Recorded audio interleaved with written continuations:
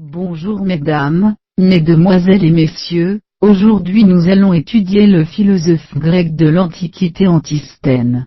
Antisthène est né en 444 avant Jésus-Christ à Athènes, et décédé en 365 avant Jésus-Christ à Athènes. Il était un philosophe grec, considéré comme le fondateur de l'école cynique vers 390 avant Jésus-Christ.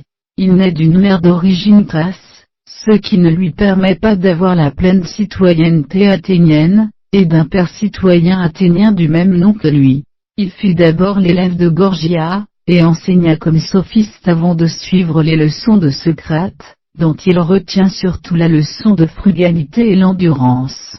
Fanatique, il faisait partie des imitateurs de Socrate, à l'instar d'Apollodore de Phalère. Sa famille habitait le Pirée, et il parcourait 8 km 40 stades pour suivre son enseignement. Après la mort de ce dernier, il s'installe dans un gymnase, le Cynosarge, où sont acceptés les demi-citoyens. C'est l'une des raisons pour lesquelles ses élèves portent ensuite le nom de cyniques. Diogène de Sinope, grâce à sa persévérance, fut le disciple d'Antisthène, qui avait dit ne vouloir aucun disciple. Un jour où Antisthène le menaçait d'un bâton pour qu'il s'en allât, Diogène tendit sa tête et lui dit « Frappe, tu n'auras jamais un bâton assez dur pour me chasser, tant que tu parleras. » Philosophie. Antisthène enseignait que la seule philosophie est éthique, et que la vertu s'enseigne, et suffit au bonheur du sage. Elle se manifeste dans les actions, elle se passe des discours et des théories. En conséquence, il faut mener une vie aussi simple et morale que possible, et se détacher des conventions sociales. Ce n'est pas un hasard si Antisthène se référait à Héraclès, le héros admis parmi les dieux après avoir surmonté les travaux qui avaient mis sa vertu à l'épreuve. Car l'effort est un bien et conduit à la vertu. Selon son dialogue Héraclès, Chiron fut le seul centaure épargné par Héraclès. Cet accident tellement qu'une flèche du carquois atteignit Chiron, qui en mourut. Polémiquant contre les idées de Platon, il déclarait qu'il apercevait bien le cheval mais non la cabbaléité, rejetant ainsi l'ontologie platonicienne. Il niait la possibilité de définir ce qu'est une chose, parce que la définition n'est autre qu'un logo étendu, mais il admettait la possibilité d'enseigner comment est une chose. Il y a aussi la possibilité de contredire, au motif que rien ne peut être désigné autrement que par son logo propre, et il n'y a qu'un seul logo par chose. Antisthène a énoncé le fondement logico-moral du stoïcisme, à savoir que le bonheur se trouve dans le bon usage des représentations, autrement dit dans ce qui dépend de nous. Il professait que seul le plaisir lié à l'effort, les résultants d'une ascèse personnelle peut contribuer au bonheur. Le plaisir est un bien, et il ne faut pas s'en culpabiliser, il faut rechercher le plaisir résultant à l'effort, et non celui qui le précède. Influence.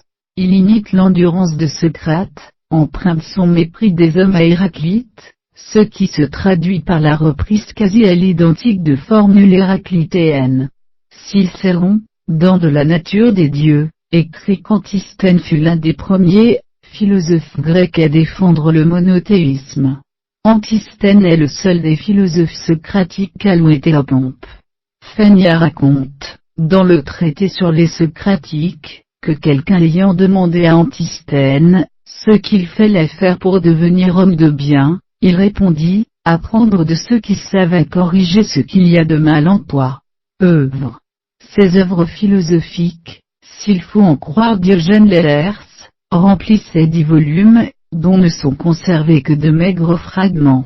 Il semble avoir privilégié la forme du discours, en témoignent 2 déclamations mineures, l'Ajax et l'Ulysse à propos de la lutte pour les armes d'Achille, sujet académique tiré de l'Odyssée. Ses œuvres les plus célèbres, La Vérité, Protreptique, Héraclès, étaient écrites sous la forme du dialogue.